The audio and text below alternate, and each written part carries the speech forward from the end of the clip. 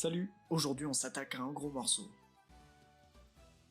Attention, attention, c'est un jeu très populaire qui se déroule dans la France du Moyen-Âge, mettant en avant des protagonistes qui doivent résoudre le mystère de la macula et qui doivent éviter les lubies de religieux devenus complètement tarés. Je suis... A Plague Tale Innocence. Et oui. Alors je vous préviens directement, je vais probablement spoil dans cette vidéo. Plague Tale Innocence est un jeu qui est sorti en 2019, il a beaucoup fait parler de lui, donc si vous souhaitez tenter l'expérience de votre côté, et si vous souhaitez éviter de vous spoiler, quittez directement cette vidéo. Donc A Plague Tale Innocence, sorti en 2019 et complété par sa suite en 2022, A Plague Tale Requiem. En effet, ce sont des jeux d'action, d'infiltration en troisième personne et de légère réflexion.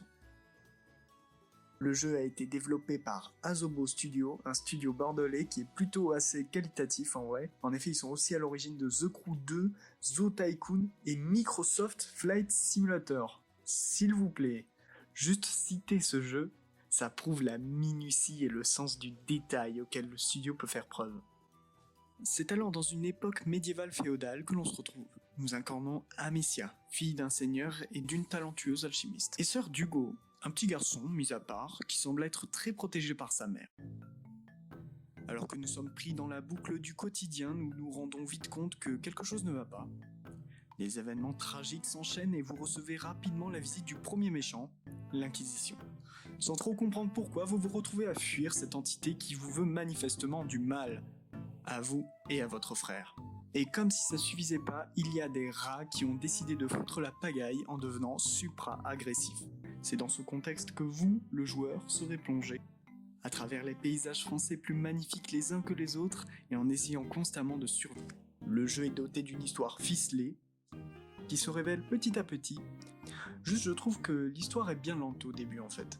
Alors que vous vous posez plein de questions, le jeu vous donne aucune réponse. Pendant les 8 premiers chapitres, le jeu ne vous donne aucun nouveau mystère à déguster. C'est vraiment pas ouf, juste on fuit pendant les premiers chapitres et l'histoire patine en fait, elle reste sur place, elle fait du surplace quoi.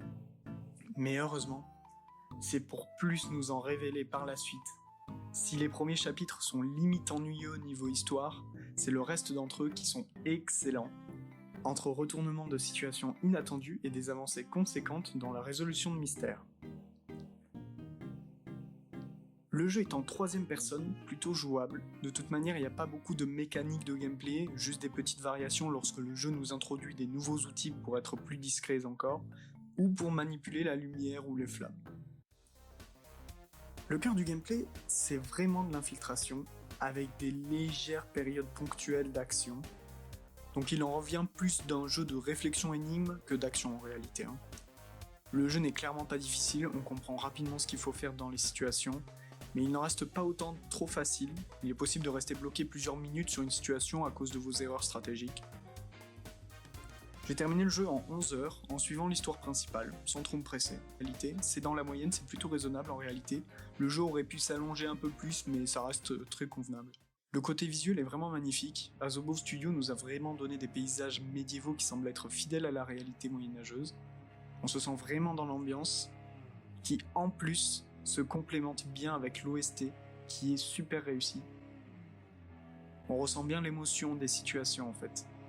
L'immersion était totale, le doublage français est selon moi totalement réussi. Fichons le camp d'ici. Viens, on les suit. Là-bas, ils s'enfuient. Hugo!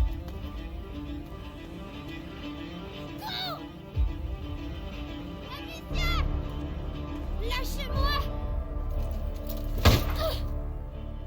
En parlant d'émotion, l'histoire, le contexte, les relations entre les personnages et l'amour familial qui est porté entre Amicia et Hugo est réellement émouvant. Lorsque les protagonistes étaient joyeux, je l'étais aussi, et lorsqu'ils étaient tristes, je l'étais avec eux. Ça c'est quand même vraiment fort pour faire ça dans un jeu vidéo, faire en sorte qu'on soit empathique des personnages.